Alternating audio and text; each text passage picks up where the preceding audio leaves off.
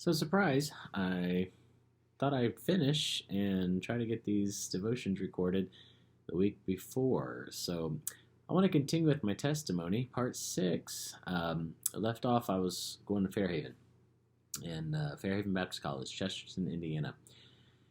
And I went up there to college. Very ignorant, very immature, more than I should have been. And so I get up there, and me and my friend Matt went, and met some great people. We had a good time. And my freshman year, for a lot of people to go to college, it's scary because they don't know anybody, and I didn't know people, but Matt was there, and so we just did our thing, just in a different location. And but one thing that started to hit me was I would see the young men every morning getting alone with God, on the couch, praying, reading the Bible. It was hammered on day after day to have a walk with God. And God began to speak to me. Not that I hadn't read my Bible, but I never really, I just didn't have a good walk with God, quite frankly. Hit and miss, inconsistent. And God began to really help me. I started studying the Word of God and started getting into the book. I got some books to read, which I didn't like to read, but I started reading some things. I started reading some of Warren Wiersbe's books, along with what I was reading in my devotions. And I began to grow, and I began to consistently have a walk with God. And college is not fun. It has its moments, but it's a lot of hard work. And Fairhaven was rough. They're a lot nicer now. But they, we, a whole different world. My music wasn't accepted. My pants with pleats in them were outlawed. My dress shirts that weren't white were illegal. It was something. And, but I adapted. That's one thing my dad taught me was you do what you're told and you go forward. And I did. And I began to have this walk with God, and God began to speak to my heart in a great way. And life was going well. Came home, for Thanksgiving and Christmas, and went back. And while I was there at college,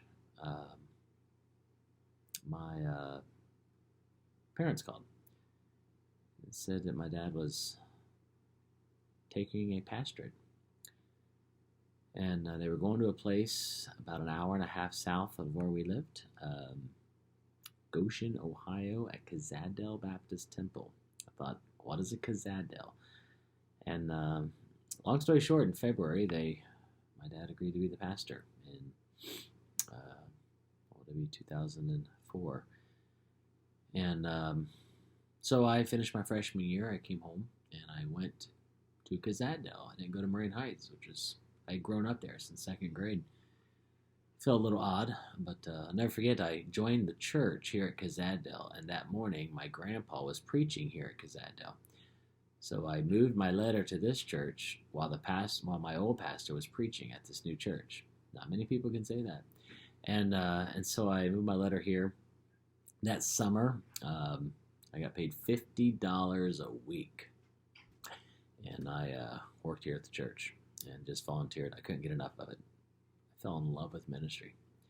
I think because God had built me a walk with the Lord, and now I had a heart for the Lord.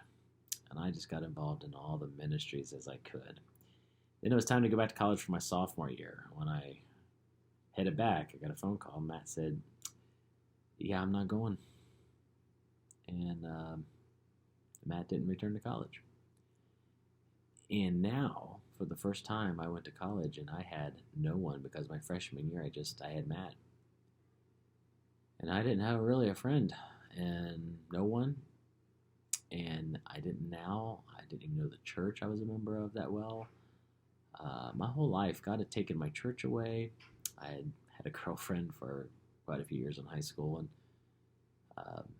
God removed us and took that away. Now my best friend was gone, who I've been best friends since 5th grade. He's my brother.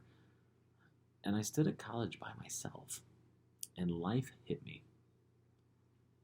And I remember sitting in a church history class my sophomore year, and the teacher kept staring at me because I was sitting in that class crying. I thought, what is going on in my life? My whole world was turned upside down. My sophomore year was my hardest year so far. And then they told us where we were working, we had been bought out, a contract, and they were making us move an hour north than where we were working at a town called St. Joseph, Michigan, at the Whirlpool that makes refrigerators and washer and dryers at their world headquarters. My job was to go there and clean all the offices at night, and replace lights and trash, and janitor basically, and custodian. And so I went there. But something began to change.